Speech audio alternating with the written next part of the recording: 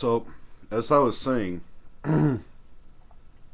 the to suggest that the 9/11 hijackers were not extremists because they went to a strip joint a few days before the attack, which suggests that if they had been truly devoted to their religion, they wouldn't have gone to the strip club in the first place.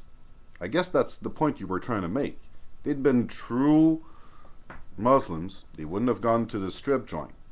So that makes them not extreme. But flying a fucking plane in a tower in the name of your religion, that's moderate. I'll come back to that at the end. Now, the next point, let's just go for the next point. So I guess what I'm wondering is, do you really have to kill someone in order to be considered an extremist? Can you? Well, okay, if we're going with my new dichotomy here, then I guess you'd have three levels. Non-asshole, asshole, and criminal. Killing someone makes you a criminal. Actually, a lot of things would make you a criminal. Maybe you should just say a murderer. But the kind of things you're talking about are things that assholes do. However, there are plenty of Christians who are not assholes. There are plenty of Muslims who are not assholes. And so on and so forth. So, that was really interesting. How to change words to attack an argument.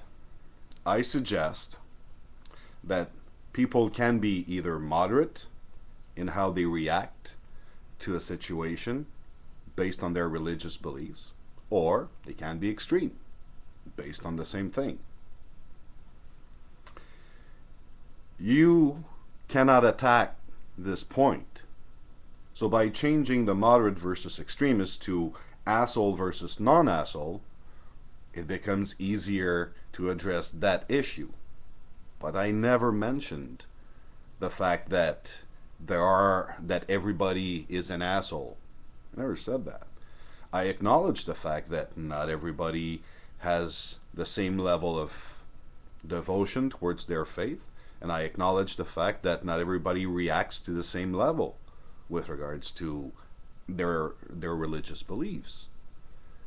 So I'm addressing people who have a moderate reaction. And you, my friend, by definition, when you say that you don't wish to impose your views on others, and you don't support violence in any way, shape, or form, and so on, are pretty much defining yourself as a moderate. I don't understand what your big hang-up in acknowledging the fact that there are extremists with regards to their religion and how they react. It's just sad. Let's go for the last point. If you are a Muslim and you are lobbying for the recognition of Sharia law within a secular society where you live, now if that's being extreme, what are the moderates doing? Okay, when you talk about Sharia law, you have to know there are a lot of different types of Sharia law.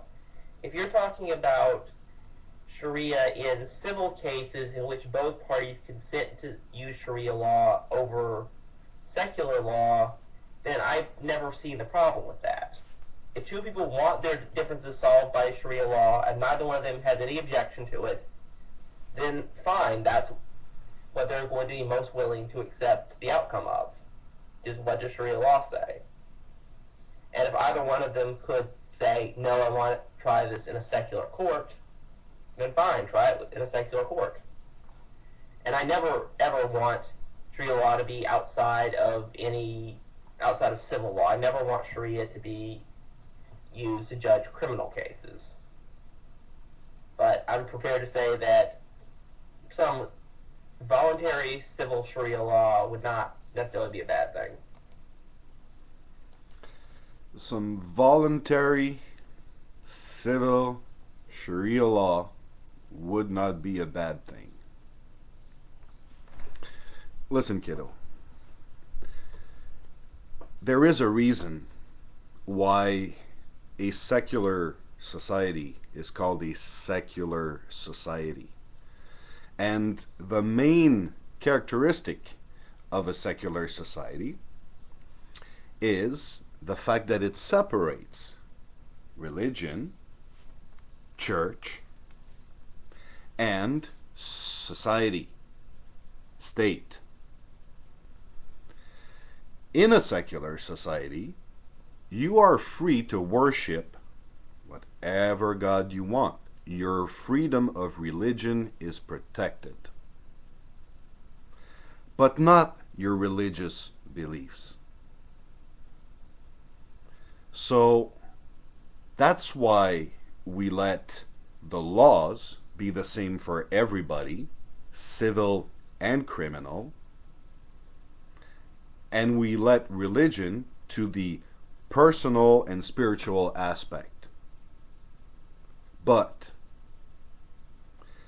if you think that most people in a secular society think that having different religious options when it comes to civil law is a good idea, I beg to disagree with you very strongly. History has shown us that mixing justice and religion is really not a good idea. And the argument that you're presenting here, civil instances where both parties agree to it. I remember D. Landon Cole making that very argument, and the correlation with the Jewish courts, who have been in existence for many years. And that doesn't make them right either. Now, if you consider them as advice, seeking advice, resolving little disagreements that have no legal bearing, that's fine. But in those cases, there is no need to have the decisions wedged into the legal system as being legal decisions. There's a minimum that we request from judging bodies in a secular society. We ask that they be competent. We ask that they be impartial.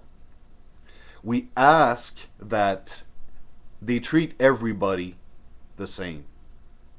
And unfortunately, religion does not show us that. Religion shows us that not everybody is to be treated the same.